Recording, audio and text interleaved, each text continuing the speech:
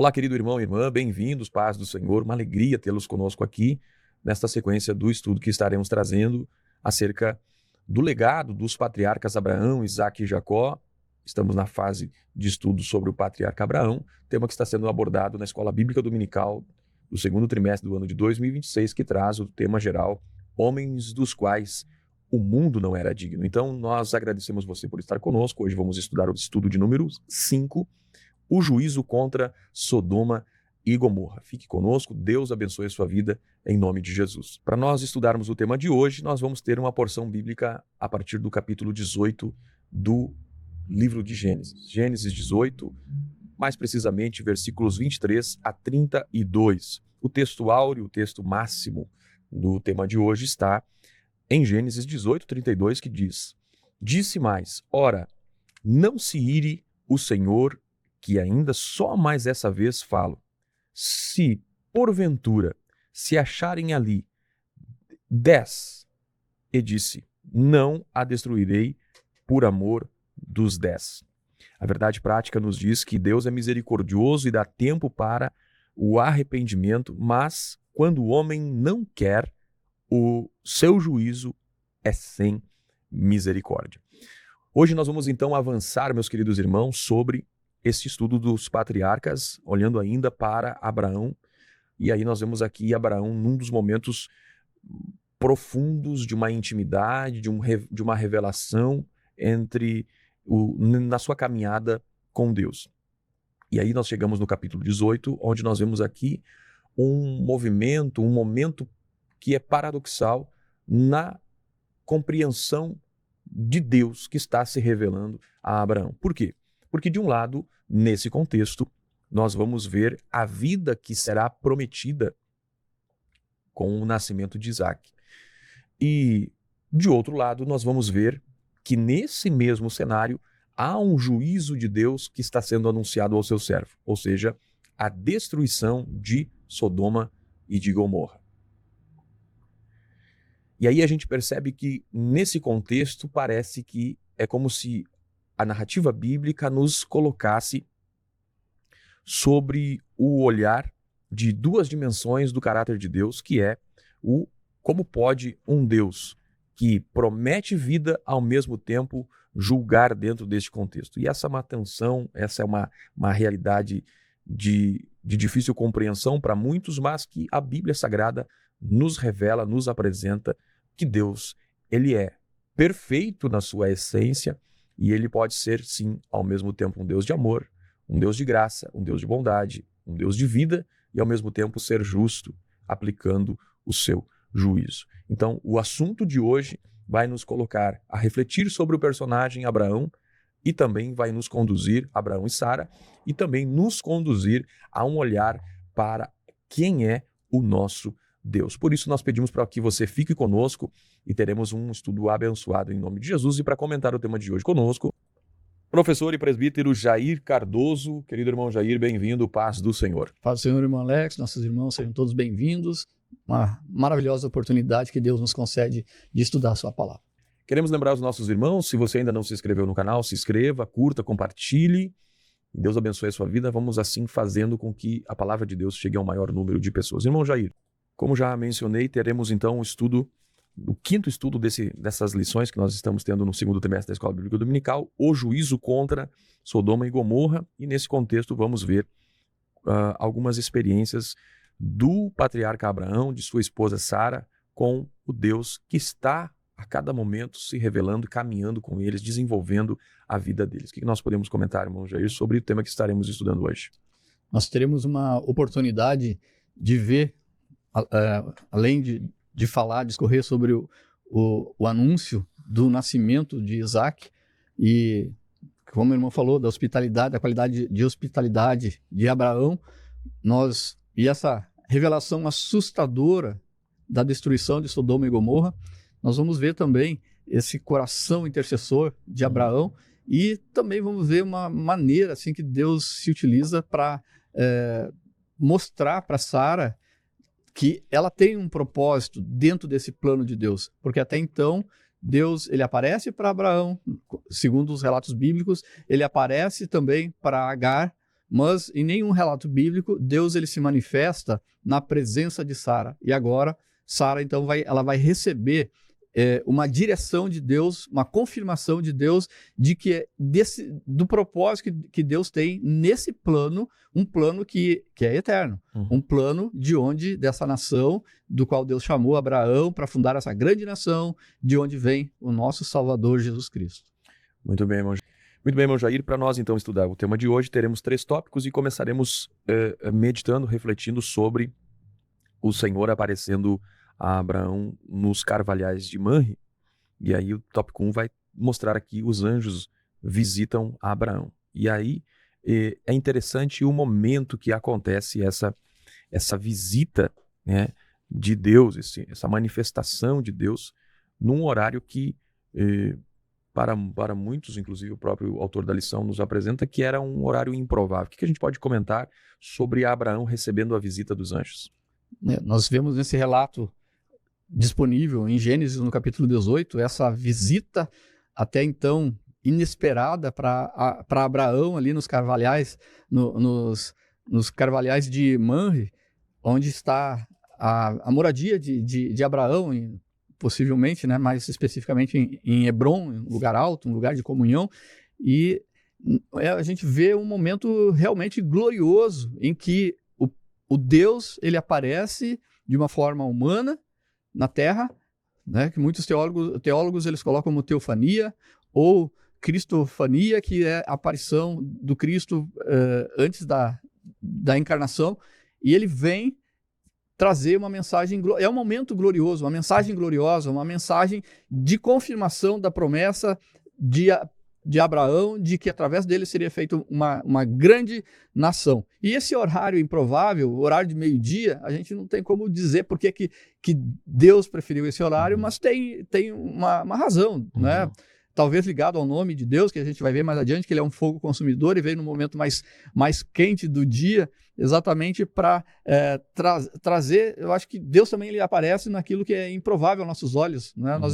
Quando nós esperamos, Deus não se manifesta, mas quando a gente não espera, as coisas acontecem. Então, de repente, pode ser uma situação assim, mas o fato é que nesse horário improvável, horário de meio-dia, Abraão, ele avista então 3 homens se dirigindo e ele tem uma alegria muito grande. E a palavra fala que ele vai e se prostra. Ele reconhece ali o anjo do Senhor. E esse anjo do Senhor, ele se comporta, ele fala, ele age como o próprio Deus, e ele é o próprio Deus ali sendo manifestado. E com isso nós vamos ver que Abraão, ele desenvolve assim, uma característica inicial, que eu creio que nós vamos falar, sobre ele ser extremamente hospitaleiro nesse momento, a forma que ele vai receber. Né? Ele não vai somente ele vai movimentar a tenda, ele vai chamar a esposa, vai dizer, prepara aí pães, chama os seus empregados, preparem ali uma vitela, um boi, uma carne, né? Para eles ser apresentados. Oferece o quê? O melhor, né, irmão Lex? É interessante, irmão Jair, que quando a gente analisa essa hospitalidade de Abraão, até pelo fato do como essa hospitalidade na cultura era importante, né? E a gente vê esse movimento de Abraão. Ele corre, ele se inclina num gesto de honra, ele oferece água e descanso, até porque, o irmão estava mencionando o horário do meio-dia. O horário do meio-dia era um horário perigoso para as pessoas viajarem viajarem nesse momento, porque o calor é muito intenso, né? As terras áridas, então, nesse horário, qualquer que andasse pelas ruas, pelas terras, estava em busca de um lugar de descanso. Por isso que Abraão oferece, não passem aqui dessa árvore, fiquem aqui, ele traz água, porque Abraão está reconhecendo que aqueles que estavam ali precisavam desse acolhimento. E aí é interessante como Abraão não terceiriza o serviço, mas ele pessoalmente vai servir. A única coisa que ele terceiriza, e eu acho fantástico, é que ele escolhe o animal para ser feito o churrasco dele, né? E ele terceiriza alguém, que a gente não sabe o nome, mas que foi aquele responsável de preparar a carne para servir o anjo do Senhor. Eu vejo um ponto também interessante, Alex, assim, é a sensibilidade de Abraão em reconhecer que aqueles 3 homens não eram homens peregrinos comuns, mas de acordo com a experiência que Abraão teve anterior, das aparições que Deus fez para ele, falou com ele, Abraão tinha uma intimidade tremenda com Deus, que ele reconheceu ali, entre aqueles três homens, um deles sendo o próprio Deus, e os outros dois são servos do Senhor, são anjos, são ministros, e ele reconhece isso e ele vai se prostrar. Então eu vejo uma sensibilidade, um discernimento de Abraão nesse ponto. E é interessante, irmão Jair, que sobre o ser humano, a forma como nós servimos o nosso próximo vai revelar o nível de espiritualidade que a gente tem. Então a gente vê um crescimento de Abraão, uma percepção espiritual dele muito aguçada, ao ponto de levar ele para que ele pudesse então identificar que aqueles seres que estavam ali eram dignos de honra. Outra situação, irmão Alex, que a gente vê assim que o povo oriental, ele continua sendo hospitaleiro até hoje. E o Brasil, de uma certa forma, assim, que o Brasil ele é multicultural, ele recebeu etnias de todos os lugares, e o brasileiro ele tem essa característica também de hospitalidade. Nós vamos ver vários estados que se destacam, assim, eu tive a oportunidade de percorrer alguns estados do nosso Brasil, e a gente vê, assim, se destacando o povo carioca é hospitaleiro, o povo mineiro é hospitaleiro, o povo gaúcho também é hospitaleiro, principalmente no interior. Então a gente vê uma característica que emanou do Oriente e veio para o Ocidente também, nós aqui, nossos países. E atrelado a essa hospitalidade, a gente vai ver que o anjo ali, ele se manifesta e diz, olha, ele vem trazer uma revelação aqui do nascimento de Isaac e diz, onde está Sara? Onde está a tua mulher? Enquanto Abraão estava servindo, o Senhor estava falando. Exatamente. O Senhor fala, onde está Sara? Onde está aquela que faz parte do plano, desse plano glorioso? Então, nesse momento, assim, os anjos vêm mostrar por que eles estão ali. Eles vêm mostrar que eles estão ali para trazer uma revelação especial também para Sara, porque até então, conforme eu falei, Sara, ela não teve esse momento de revelação pessoal de Deus para ela.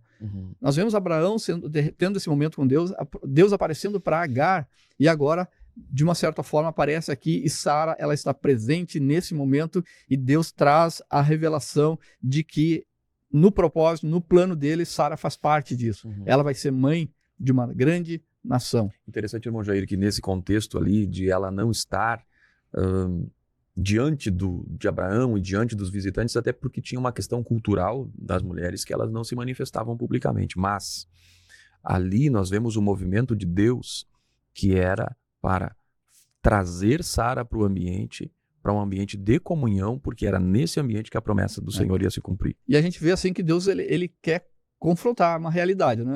Então, Deus, ele é onisciente, ele sabe todas as coisas, ele sabe onde está Sara, ele sabe que Sara está ali atrás da porta ouvindo a conversa, né? Assim como Deus também ali em Gênesis, ele sabia onde que Adão estava. Aí Deus pergunta para Adão, Adão, onde tu estás? Deus sabe, mas Deus quer confrontar a realidade que está vivendo naquele momento. Então Sara está vivendo uma realidade e Deus fala, é importante, né, que ele não fala diretamente para Sara, Sara, você vai ter um filho. Ele fala para Abraão, diz, eis que Sara, tua mulher, terá um filho.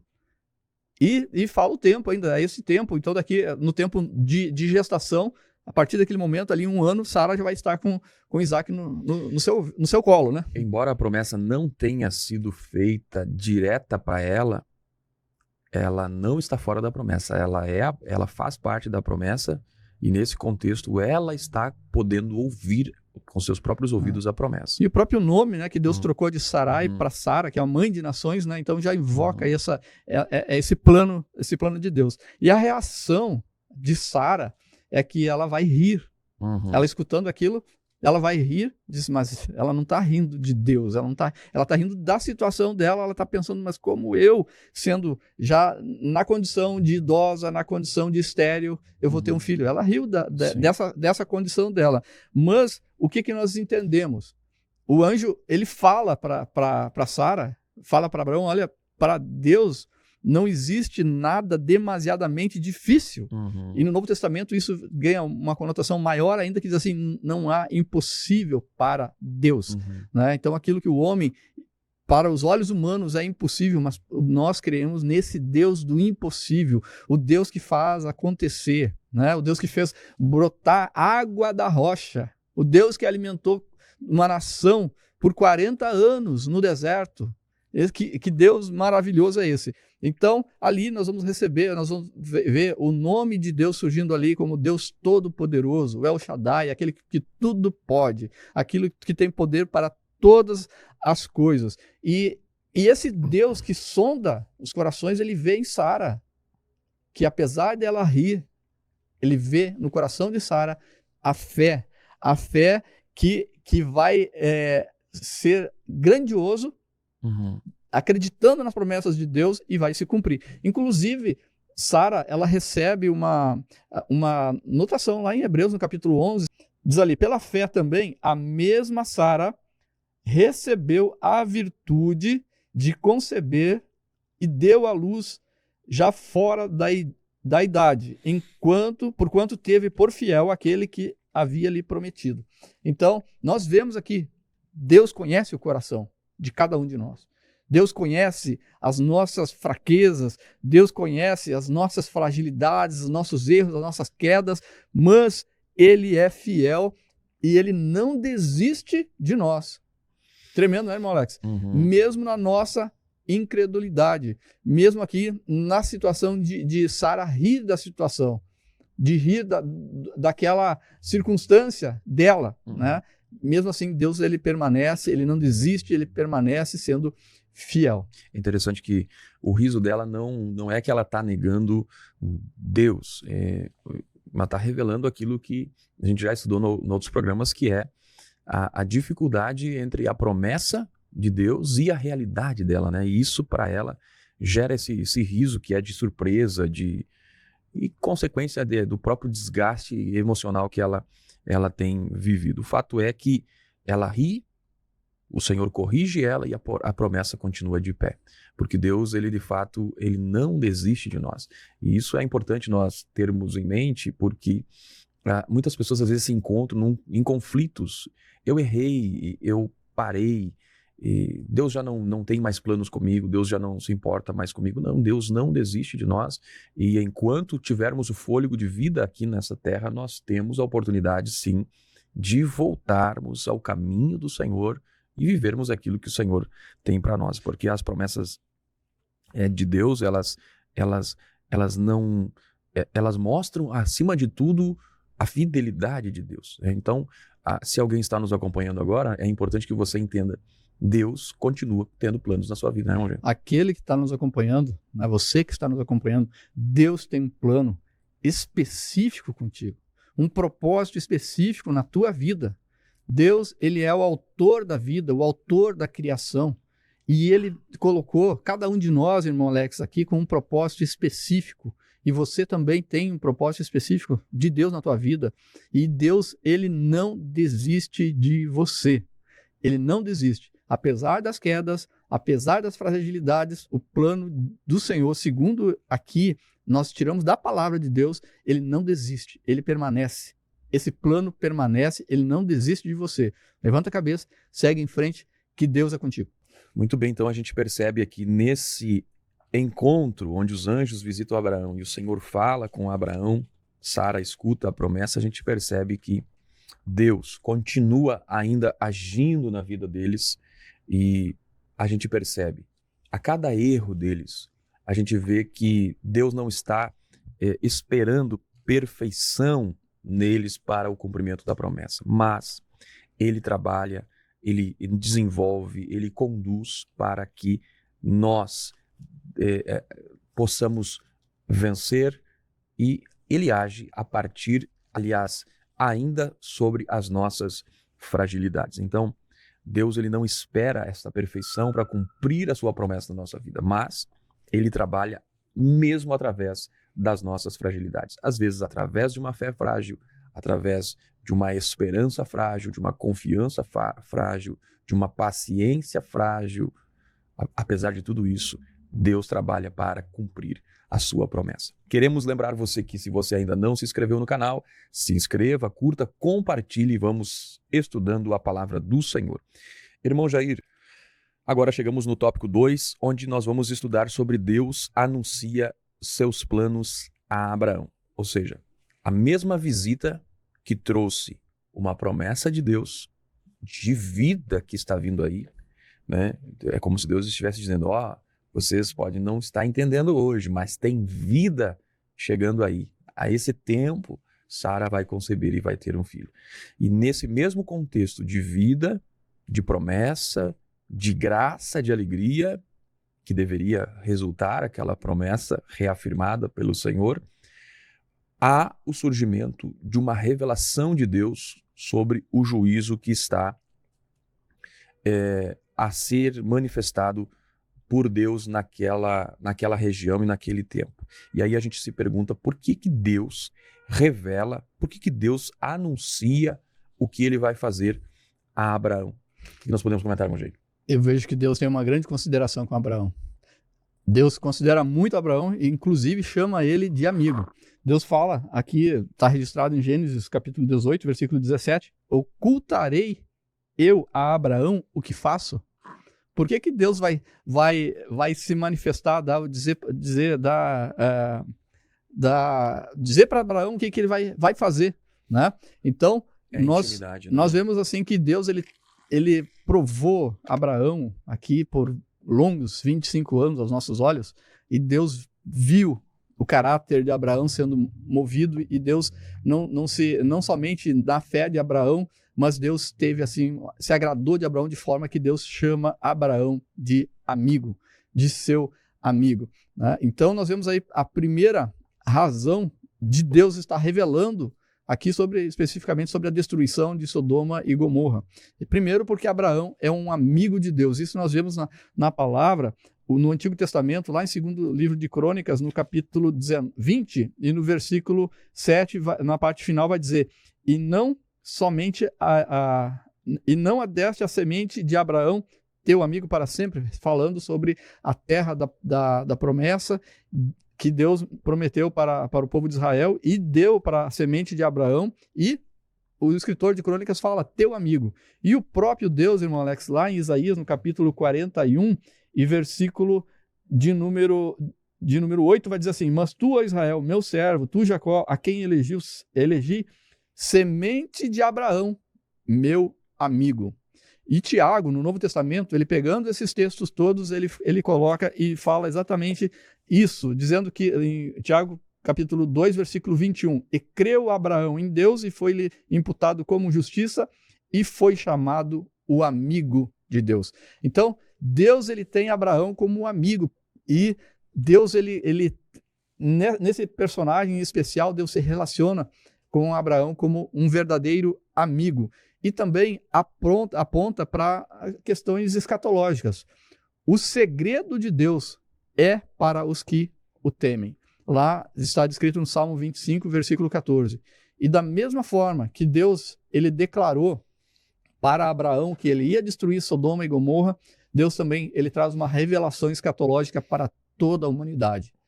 Jesus ele veio com essa entre várias missões de ser o Salvador, mas ele também apontar para as coisas que iriam acontecer. E tudo revelar na sua palavra, e nós temos o livro de Apocalipse revelando aqui o juízo, o plano de Deus estabelecido para toda a humanidade. Até porque Deus, ele mantém seus critérios, seus princípios, né, irmão Alex? Uhum. Ele diz assim, o Senhor Jeová, em Amós, no capítulo 3, versículo 7, não fará coisa alguma sem ter revelado o seu segredo aos seus servos, os profetas. Muita gente lê a palavra de Deus, mas não entende. Sabe por quê, irmão Alex? Porque o segredo de Deus é para os que o temem. Temer significa reverência, significa obediência, significa cumprir a palavra de Deus. Então, por isso que talvez muitos não conseguem entender, porque precisa temer a Deus. Exatamente, e isso remete a uma disposição em ouvir a Deus. Muitas pessoas não ouvem Deus não porque Deus não está falando, mas porque falta essa disposição de buscar ouvir a voz de Deus, estar pronto a ouvir a voz de Deus. E uma coisa que Deus faz, e mencionado o profeta Amós, é isso. Deus, ele honra os seus servos, tornando eles participantes daquilo que Deus está fazendo. Isso é tão glorioso. E a forma como Deus fala Deus tem falado pela sua palavra, né? O escritor aos Hebreus diz, né? Deus tendo falado anteriormente pelos patriarcas, pelos profetas, falou nesse último tempo pelo seu Filho Jesus, né? Então o fato é que Deus é um Deus que fala.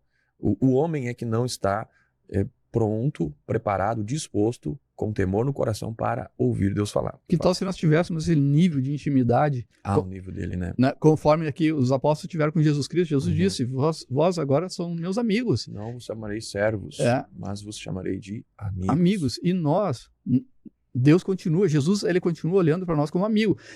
Por que muitas vezes a gente não tem esse nível que teve aqui Abraão, que teve os apóstolos? O erro não está em Deus, o erro está em nós. É verdade. O erro está em nós, que não buscamos, que não oramos, que não cumprimos a sua palavra, né? Como a gente vê assim, é difícil. A gente conhece a realidade, né? O Alex estava conversando, a gente conhece a palavra de Deus, mas não é fácil obedecer integralmente a palavra do Senhor. Por isso que nós não estamos sozinhos nessa caminhada, né, irmão Alex? O Espírito Santo está nos ajudando a cumprir.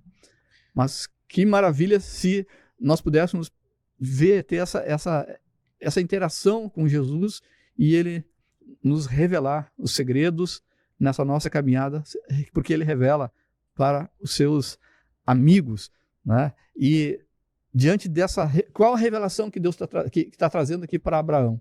Uma revelação de que vai destruir a cidade. As cidades, são duas cidades, Sodoma e Gomorra. E por quê? Porque o pecado daquela população, daquela habitação, daquele local, ele chegou ao limite em que Deus viu que o homem não caberia mais arrependimento ali. Eles não vão se arrepender.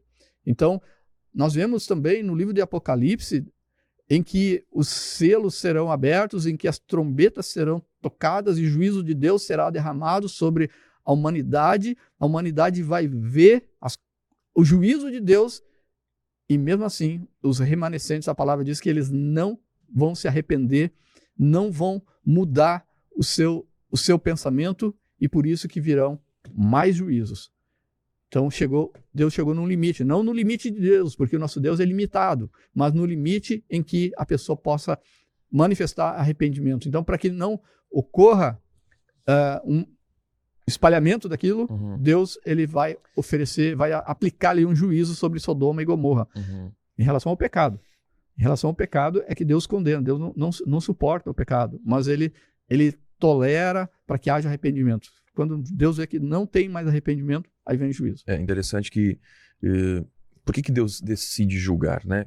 E o que está acontecendo ali em Sodoma e Gomorra é muito sério. A palavra diz que o clamor deles subiu até Deus, né? E por que Deus decide julgar? Porque ele é santo. E aqui está o ponto máximo da realidade da justificativa, da razão pela qual o Senhor decide aplicar juízo sobre aquele povo, porque a sua santidade ela não pode ser ignorada pelo homem de forma livre, né? De forma a pecar de forma indefinidamente diante de Deus. Não, o homem precisa entender que ele vai pecar e pode não receber o juízo imediato, mas a gente percebe que isso vai, em algum momento, ter que ser alcançado pelo juízo, porque aconteceu aqui. Deus disse assim, descerei e verei lá o que está acontecendo, porque o que está subindo aqui é algo que traz uma realidade de ofensa a Deus. E não que Deus não estivesse conhecimento, Deus conhecia, mas ali está mostrando que Deus vai aplicar o seu juízo não injusto, mas um juízo baseado na santidade dele, no conhecimento dele, baseado também nos atos de todos aqueles que pecaram, porque ninguém será desculpável, será inexcusável diante de Deus. Eles sofrerão o juízo, receberão o juízo de Deus baseado naquilo que praticaram. E a palavra deixa claro aqui em relação a Sodoma, que ali eram os habitantes de Sodoma eram homens maus e eles eram grandes pecadores contra o Senhor. Lá em Gênesis capítulo 13, versículo 13 está registrado isso. E Então, da mesma forma que Deus diz, olha, eu vou descer lá agora e verei se com efeito tem praticado segundo este clamor que tem vindo até mim. Deus sabe todas as coisas, mas o que ele vai fazer com isso? Ele vai confrontar o pecado daquele povo através da presença dele com os anjos lá. A presença de Deus, e o que eles vão fazer com esses anjos, né? O que aquele povo vai fazer, como eles vão se comportar, eles vão fazer o quê? Eles vão ver o seu pecado. Então, diante do que o irmão falou, o nosso Deus, ele é justo, mas ele é um juiz perfeito. Não há erro, não há engano. E da mesma forma que ele desceu em Sodoma e Gomorra para confrontar, o Espírito Santo, a palavra de Deus, hoje já confronta o ser humano pelo pecado, tanto que quando a gente fala em pecado, segundo a palavra, existe muito confrontamento, né, de pensamento, as pessoas são contra, mas é Deus confrontando. Deus está estabelecendo e mostrando o quanto nós estamos errados para buscar o arrependimento. Então Deus vai fazer isso. Mas Deus demonstra isso, que vai descer, e com isso ele vai enviar ali os 2 anjos até a cidade de Sodoma. E esses aí, eles vão confrontar, eles vão trazer aos moradores, de maneira que eles vão demonstrar o seu próprio erro, a sua própria culpa, e vai ficar registrado no livro de Gênesis para nós termos ali como advertência. Para a humanidade ter como uma advertência daquilo que ocorreu ali em Sodoma e Gomorra. Interessante que o versículo final do capítulo 18 de Gênesis, versículo 21, diz: e se não, sabe-lo-ei. Isso dá a ideia de que não é um conhecimento de Deus que está insuficiente aqui, mas é o aspecto de que o que Deus vai fazer não haverá injustiça. Ele vai fazer baseado, como o irmão Jair mencionou, nos atos daqueles homens que, ao receber a revelação, vão reagir não com arrependimento. E tudo isso aqui mostra esse equilíbrio de Deus. Ao mesmo tempo em que ele odeia o pecado, ele também manifesta misericórdia para os pecadores poderem se converter, se tornar de volta para Deus. Mas, como o que estava acontecendo em Sodoma e Gomorra, onde o pecado ele era um pecado constante, persistente, inquebrável, nem a presença de anjos lá poderia romper com aquilo que estava acontecendo. Era coletivo, a comunidade vivia esse ambiente pecaminoso. Aí a gente percebe que, inevitavelmente, o juízo de Deus estava a caminho. E aí nós percebemos a realidade de hoje, irmão Jair. Jesus mesmo disse: assim como foi nos dias de Noé, assim será também a volta do Filho do Homem. E aí a gente percebe o ambiente de negligência, de recusa, de vida centralizada na satisfação humana exclusivamente, sem pensar na sua vida eterna e também em Deus. Esses são os ambientes. Inclusive, aqui, o ambiente do dilúvio é um ambiente que mostra o fato de que Deus aplica a justiça, mas não sem antes apresentar a eles a oportunidade da salvação. E é o que se está fazendo hoje, e a igreja tem como missão de anunciar o escape daqueles que estão vivendo uma vida de pecado, uma vida de abandono, de incredulidade com Deus, de voltar-se para Deus e escapar da condenação eterna, do juízo eterno que, inevitavelmente, ele vai aplicar, pois ele é fiel e ele não é um Deus que deixa se escarnecer. Ele hoje está tolerando, suportando o pecado que cheira mal diante das suas narinas, mas ao tempo certo ele vai aplicar o juízo e já determinou isso, irmão Jair. Nós vemos também, irmão Alex, um outro ponto aqui nesse anúncio de Deus a Abraão sobre esse plano de destruição de Sodoma e Gomorra. A gente vê que Deus ali, ele diz, olha, ocultarei eu, Abraão, que faço. Então, um outro ponto que Deus traz essa revelação para Abraão, que a gente tira da palavra, é para a gente ver que Deus está levando Abraão a um momento de oração e de intercessão. Né? Porque Abraão, diante dessa notícia, ele vai começar a interceder. E aí nós vemos assim que Abraão, ele não é só amigo de Deus, irmão Alex, ele é amigo dos homens também. Ele é amigo de Deus e amigo dos homens, porque como amigo do homem, ele vai se revelar. No episódio anterior, em que Sodoma e Gomorra foram subjugados por 4 reis numa guerra, né, em que foi levado cativo ali a família de Ló, a família de Ló, os bens todos. O que Abraão fez diante disso? Ele não ficou inerte. Ele reuniu uns homens para a peleia e foi lá e resgatou Ló. Resgatou Ló e toda a sua família e toda a sua fazenda. E agora, nesse episódio em que Sodoma, Deus traz a revelação que vai destruir Sodoma e Gomorra, Deus leva Abraão a ver a reação de Abraão. Qual vai ser a reação de Abraão?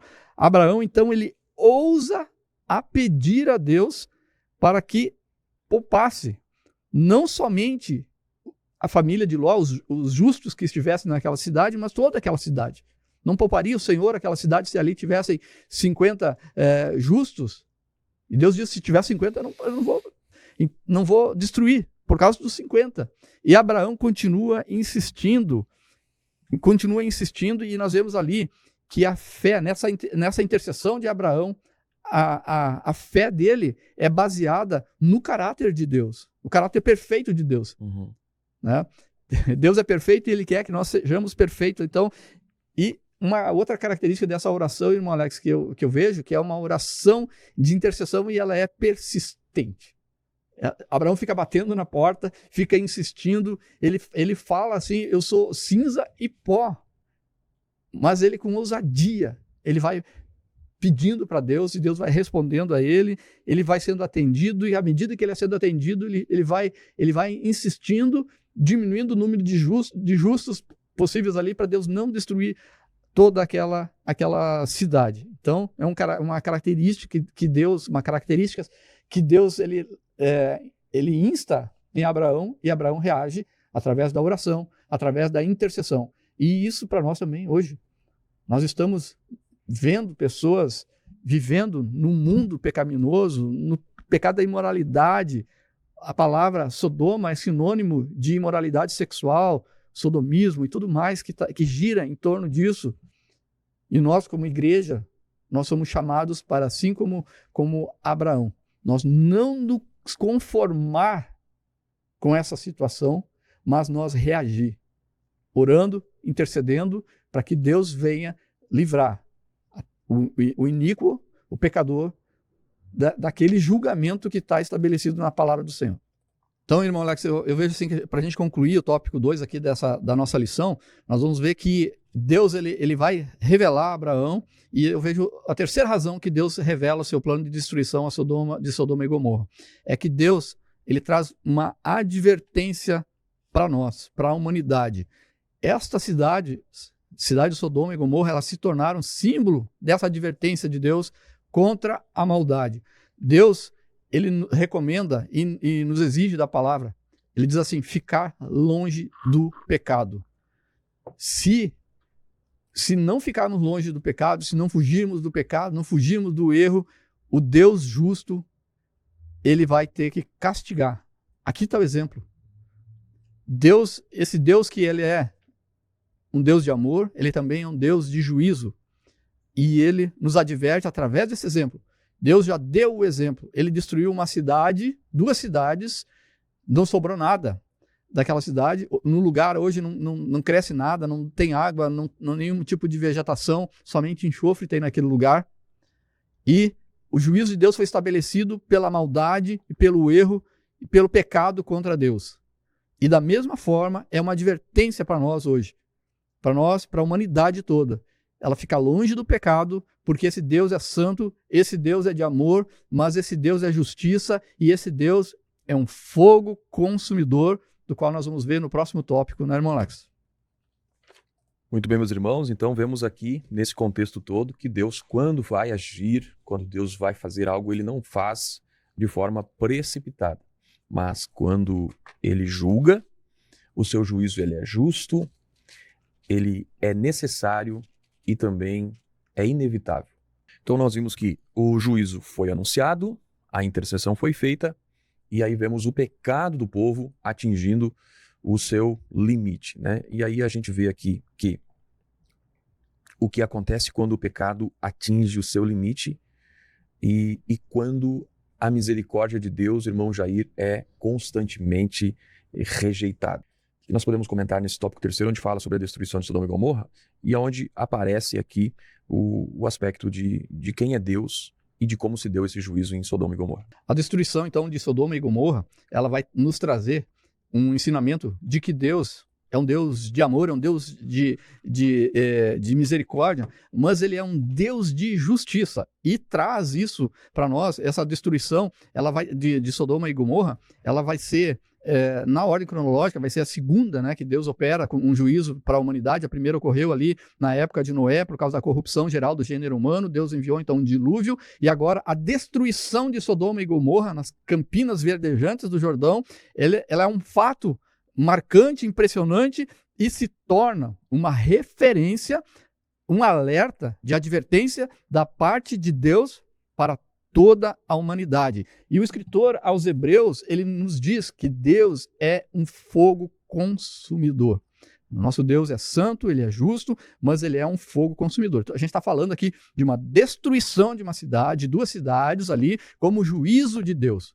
Mas nós não queremos, irmão Alex, fazer disso uma doutrina e mostrar que toda tragédia, toda calamidade, segundo a natureza, ela é uma intervenção de juízo de Deus. Não, nós vamos ver que existem tempestades, existem inundações, existem furacões, terremotos na natureza, mas isso aí não significa que tudo isso é juízo de Deus.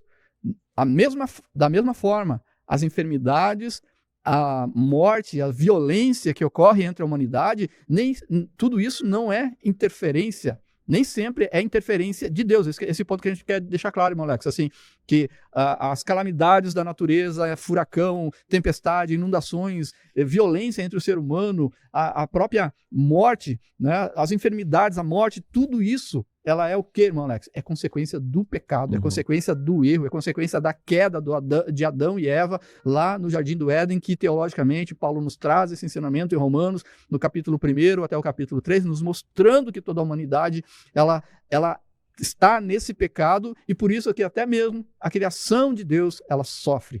E tudo isso, irmão Alex, assim como a morte, veio para todos, não tem quem você conheça que escapou da morte, a não ser alguns relatos bíblicos que nós temos ali, que foi Enoque no Antigo Testamento, Elias e o próprio Senhor Jesus Cristo, que ele venceu a morte por todos nós. E da mesma forma, assim, irmão, a morte virá a todos. Até que quando, irmão Alex? Até que Cristo venha. Até que ele volte para estabelecer o seu reino, que ele volte para estabelecer o seu reino eterno.